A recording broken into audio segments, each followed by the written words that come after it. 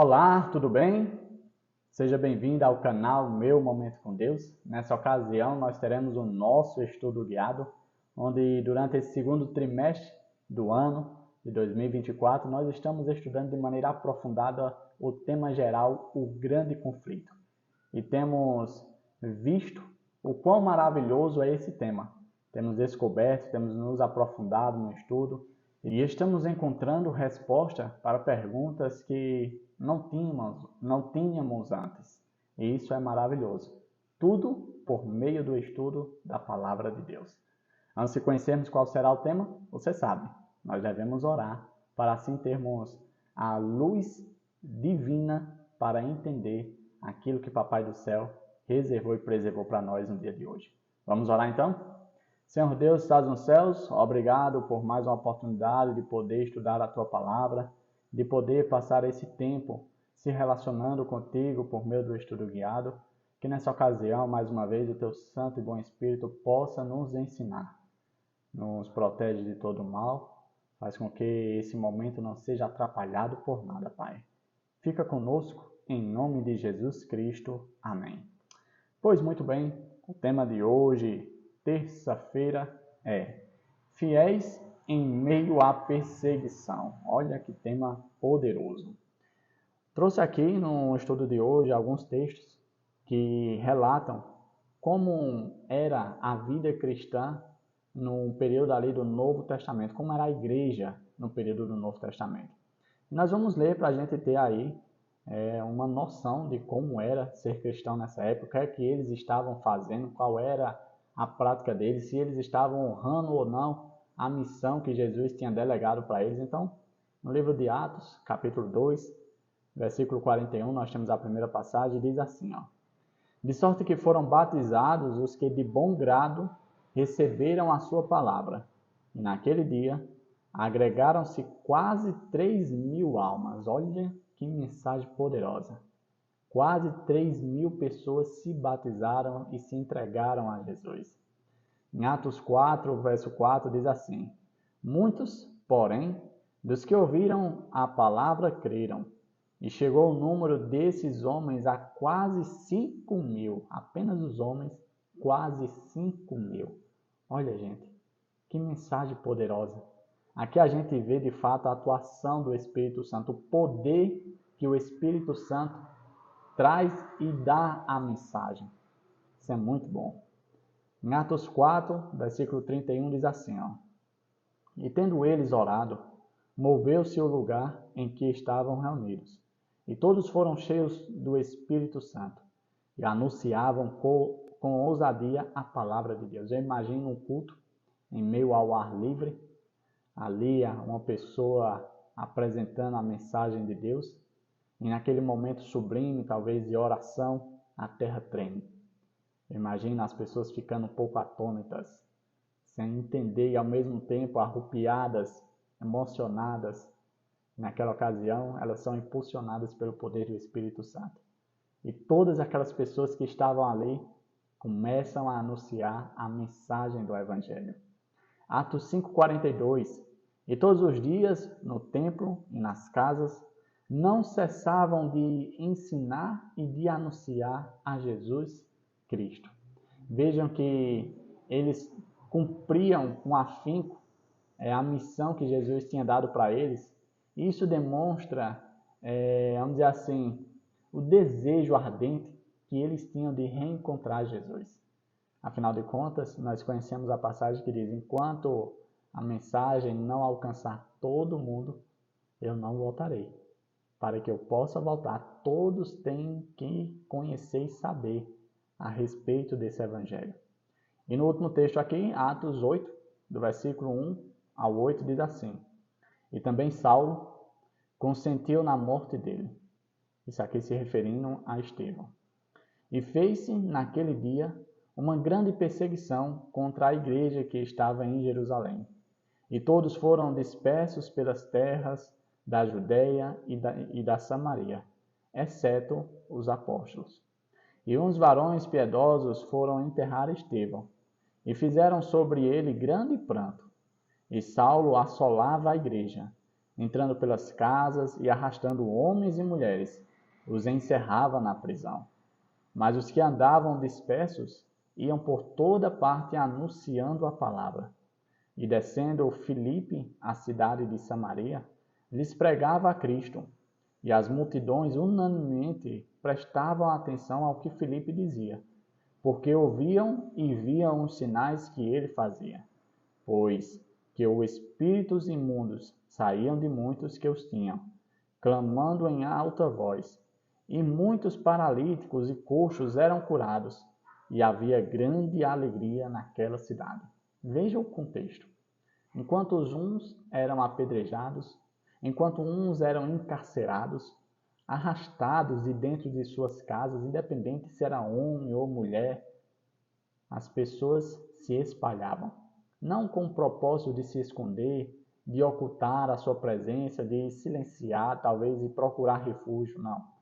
Eles se espalhavam para anunciar a mensagem de Cristo. Aqui nós temos o relato de Filipe, o apóstolo, né? Foi para Samaria. E ali em Samaria ele pregava sobre Cristo e as pessoas paravam de forma unânime para ouvir a sua pregação. Veja o quão importante é a presença do Espírito Santo. Eu e você não podemos fazer nada sem o Espírito Santo. Por isso, toda vez, antes de estudarmos, eu faço a oração e peço a presença do Espírito Santo, pois é Ele quem pode nos dar poder, é Ele quem nos dá entendimento, é Ele quem nos revela a vontade de Deus. O Espírito Santo vamos dizer assim, é uma pessoa essencial na minha e na sua vida. Eu separei alguns pontos sobre o estudo de hoje, e o primeiro ponto é: os discípulos enfrentaram ameaça, prisão, perseguição e morte. Contudo, corajosamente proclamaram Cristo ressuscitado, e as igrejas se multiplicaram na Judéia, Galiléia e Samaria. Quando eu era mais novo, que eu conhecia a mensagem, eu ficava perguntando: meu Deus, essa perseguição, ela vai acontecer novamente, quando o Senhor estiver prestes a vir. Como é que a gente vai ter coragem para pregar o Evangelho? Como a gente vai ter disposição, ousadia, coragem para sair anunciando as boas novas de que o Senhor está perto de voltar? E aí, quando a gente se depara com esses textos, a gente vê que esse poder não vem de mim, não vem de você, esse poder vem de Deus. Essa coragem vem de Deus. É a presença do Espírito Santo que nos capacita a poder a tomar essas atitudes ousadas, de sem temer a morte, sem temer a prisão, sem temer o sofrimento, a gente consiga cumprir aquilo que Papai do Céu deseja de cada um de nós. Um outro ponto que eu destaquei aqui diz assim, ó: um vislumbre do Senhor ressuscitado mudou a vida dos discípulos. Jesus lhe deu razão para viver. O Senhor não só lhes deu a grande comissão, mas também a grande promessa: vocês receberão poder ao descer sobre vocês o Espírito Santo, e serão minhas testemunhas tanto em Jerusalém como em toda a Judéia e Samaria e até os confins da terra. Quando os discípulos testemunharam a ressurreição de Jesus, eles viram que a morte não era o fim. Eles não precisavam temer a morte, o sofrimento. Afinal de contas, o seu mestre tinha ressuscitado e garantido que voltaria para buscá-los, para salvá-los, para levá-los para um reino bom, perfeito e justo. Ou seja, qual pessoa, ao vislumbrar, ao contemplar tal cena, não se enche de motivação para cumprir a missão? Eu e você deveríamos agir assim. Mas sabe o que nos falta? Espírito Santo. Os discípulos só saíram para cumprir a missão quando desceu sobre eles o poder do Espírito Santo. Comigo e com você não será diferente. Precisamos do Espírito Santo. Por último, no nosso estudo guiado, foi apresentada aqui a situação de que o último apóstolo que viveu ali no finalzinho do primeiro século foi João. E a gente fica se perguntando, tá, depois que os apóstolos passaram, morreram, será que continuou esse mesmo fogo da pregação, da divulgação da mensagem de Cristo, da pregação do Evangelho? Será que as pessoas só ficaram assim animadas porque tinham os apóstolos ali? Ou isso permaneceu mesmo após a vida dos apóstolos? Existe um achado, um documento datado ali do ano 110 depois de Cristo, que narra ali a informação de um governador chamado Plínio, era conhecido como Moço. Ele estava enviando ali informações para um imperador chamado Trajano, né? E ele dizia o seguinte, olha o que eu vou ler aqui, ó. Muitas pessoas de todas as idades e classes de ambos os sexos estão colocados em perigos pela acusação, e isso vai continuar. O contágio dessa superstição, se referindo ao cristianismo, se espalhou não apenas nas cidades, mas também nas aldeias e distritos rurais. Veja que mesmo após os discípulos morrerem, as pessoas continuaram levando essa tocha da verdade do Evangelho. E isso deve continuar até os nossos dias, até ao fim dos dias. Porque se existe uma realidade que eu e você devemos pregar, viver, é que Jesus vai voltar. E nós precisamos anunciar. Não será outras pessoas, será eu, será você, que está nesse momento se deleitando, passando esse tempo com Deus e estudando a sua palavra. Papai do céu possa nos dar o Espírito Santo, que nós possamos a cada dia mais buscar a sua face, buscar a sua presença, estar em íntima conexão com Deus para apresentarmos uma mensagem verdadeira, uma mensagem bíblica e uma mensagem urgente para todo aquele que carece e precisa de Jesus. Chegamos ao fim do nosso estudo guiado. Hoje foi maravilhoso, como tem sido todos os dias.